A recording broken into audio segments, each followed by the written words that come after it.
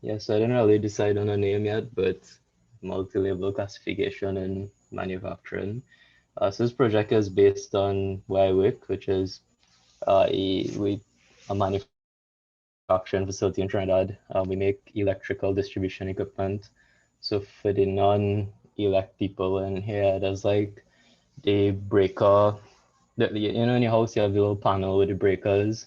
So we do that, but like the size of rooms for like hospitals, big commercial buildings. So the equipment is fairly large and it's fairly customized. So as with some of the problems in doing AI, well, machine learning and manufacturing, you do have very large data sets, and it also tends to be convoluted or okay, convoluted is a bad word, but yeah, no, very noisy.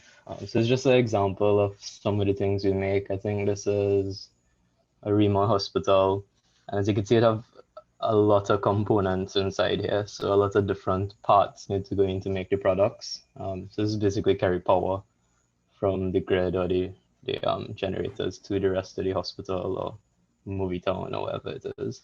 Just another quick example. Yeah, so a lot of different parts. You get the idea.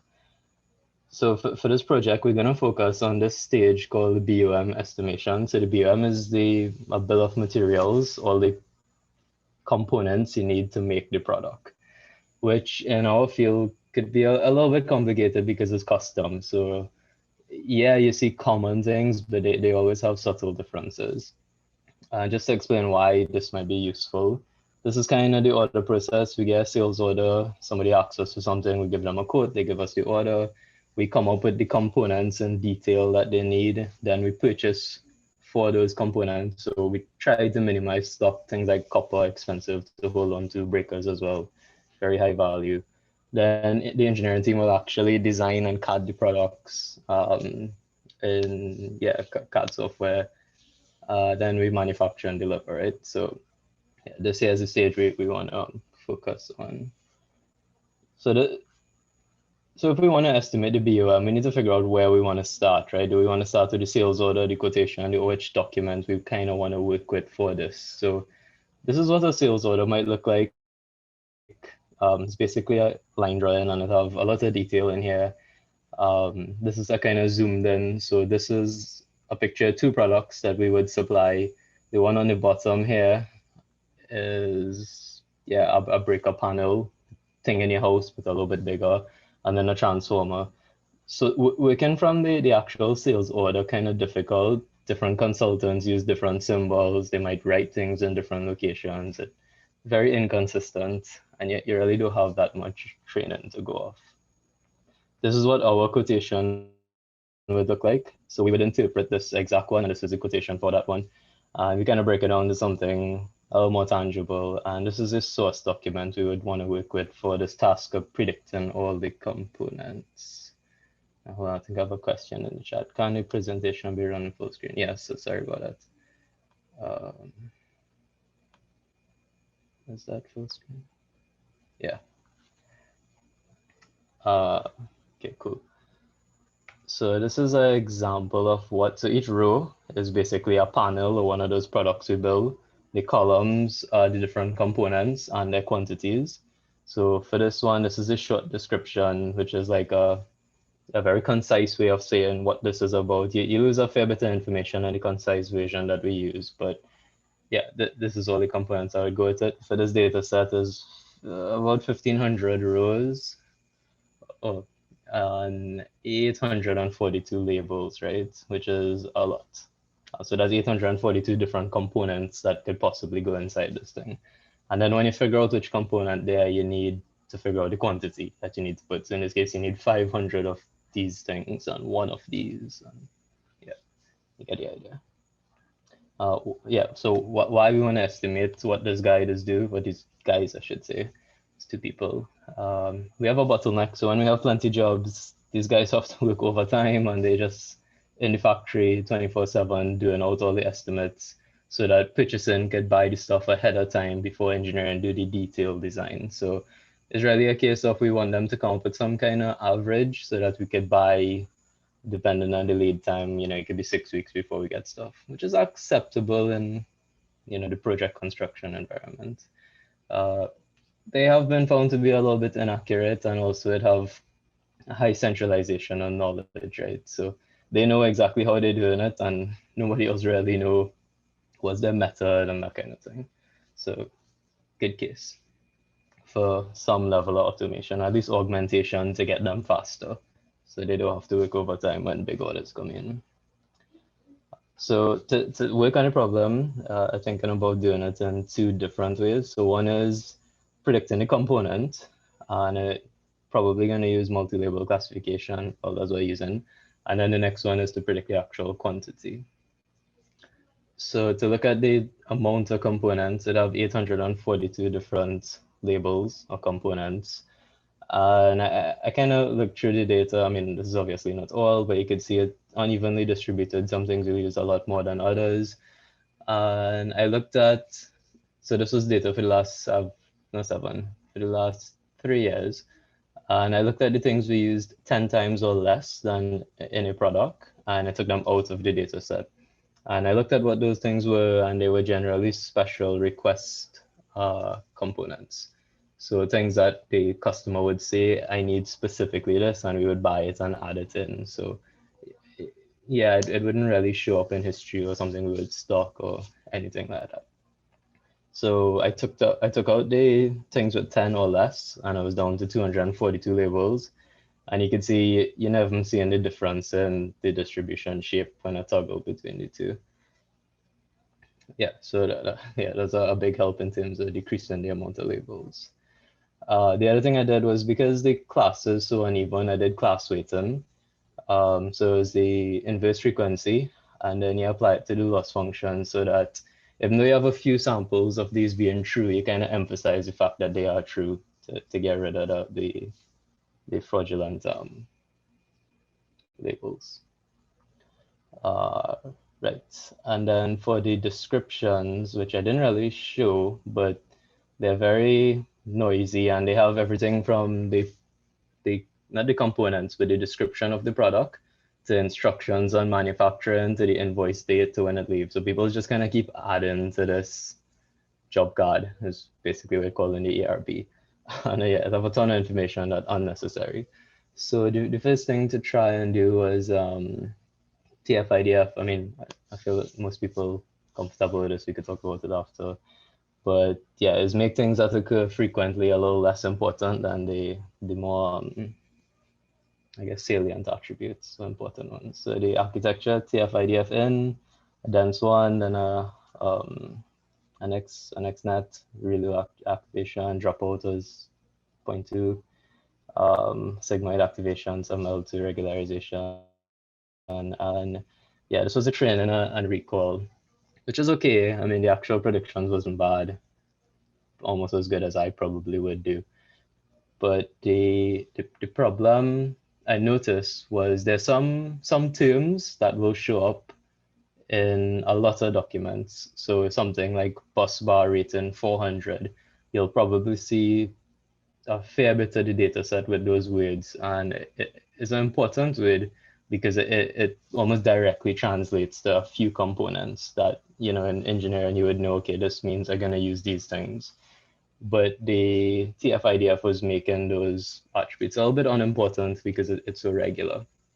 So I kind of need a way now to make those points that not that very common a little more important to the algorithm. But I also still need the TF-IDF because it have words like invoice and checklist and all kind of nonsense that are not important to the actual prediction of the components. Yeah, training loss. So with this method on the test sets, yeah, the F1 score is like 0.7, so it's kind of okay. So this is my plan going forward. I'm gonna do the normal TF-IDF on the input, and I'm gonna add another input, which is the short description, and that is very condensed, as we see in the beginning here.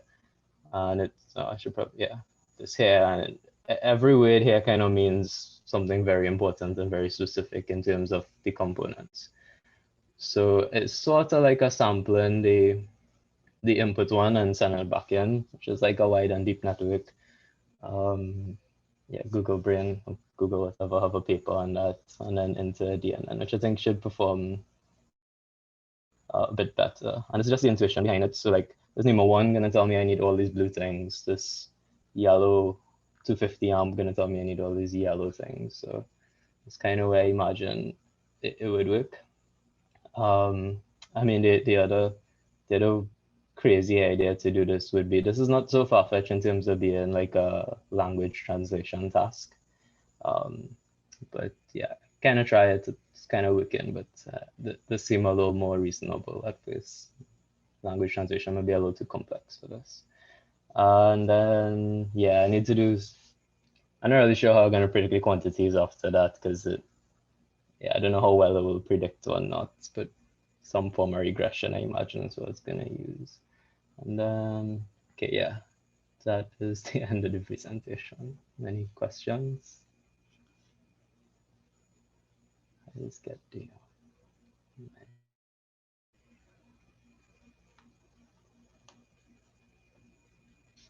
no questions. Well, I don't know if people are waiting for me to ask first, but since I just met with Kevin about half hour ago, I really have no questions. I guess next step is to do the regression and then put everything together and see how well it performs. And um, you know, as you mentioned, Kevin, um, it will probably still have to be fine tuned, but they would do that.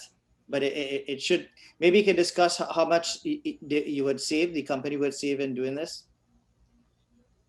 They would save a lot of time. From going full time, this guy would probably have to work like an hour or two a day, I think. So it's quite a bit. Plus the other guy, so I guess that's 6 and 6, 12 hours per person at least. Yeah. Yeah, and with some And fine then tuning. you'd save on, Yeah. yeah, you'd also save on what you buy too, because hopefully it could predict the quantities a bit more accurately than the people. Yeah. Thanks. Nothing else from me. What Do you see any surprise? Go ahead, man.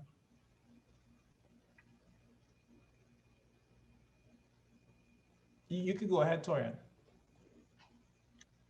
I was going to ask if you saw any surprises in bill of materials, like, you know, there was an expectation of something needing more lead time by the people that the machine said, no, no, no, no, no, and then it worked out, or vice versa. Sorry, you could repeat the question?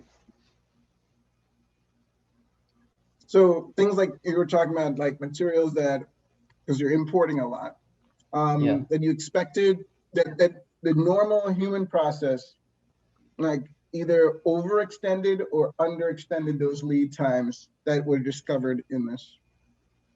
Easily 1 to 2 weeks on a big project we would spend on scheduling and estimating before purchasing could happen. Which is by the time we get the purchase order from the customer, they count in their 6 weeks delivery. So if we spend in 2 weeks just trying to get stuff on the 6 week, we automatically late. So shrinking that delivery time, that scheduling time is crucial to meeting the overall delivery time.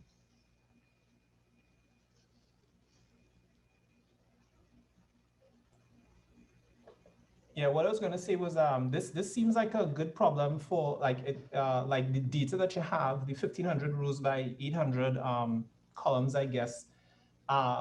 What comes to mind is a knowledge graph essentially, where if you could translate that essentially into like a graph structure, then it's a question of how do you query that knowledge graph, as opposed to thinking about it in terms of documents.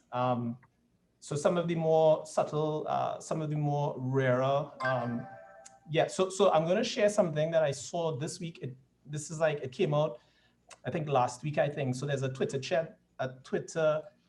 thread, and this paper, you know, on GNNs essentially. But what they did essentially is that they combined a language model with a knowledge graph for question and answering. So it's a question of like, you have this knowledge graph, which basically is, you know, that data set that you have there with all these sort of intricate connections between the different components and the orders or the order labels essentially. And then it's a question of, okay, so I have a new sort of a query to make on this knowledge graph.